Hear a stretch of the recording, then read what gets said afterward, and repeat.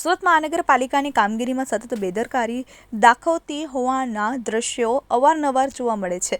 ત્યારે યોગી ચોક વિસ્તારમાં પુરાણ કર્યા વગર બનાવેલા રોડના બેસી જવાથી હાલાકી સર્જાઈ છે। રોડ બેસી જતા પાણીની લાઇન તૂટી ગઈ હતી, જેમાં સરવાળી થઈ હોય તેમ પાણી બહાર આવતા રેલ મચેલ થઈ હતી। યોગી ચોક વિસ્તારમાં આવેલી શુભ સંકલ્પ રેસિડેન્સીની સામેથી પસાર થતા રસ્તા પર પુરાણ કર્યા વગર રોડ બનાવવામાં આવ્યો હતો, જેથી રોડ બેસી ગયો હતો। બીજી તરફ એક ભાગ રોડનો પણ ગયો હતો।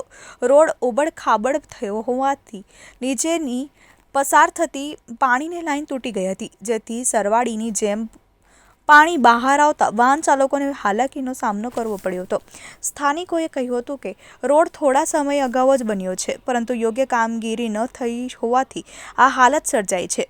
શાસકો અને અધિકારીઓને આ ઘટના અંગે જાણ કરવા છતાં કોઈ જ કાર્યવાહી કરાઈ નથી। આળસ પણ મૂકવામાં આવી નથી।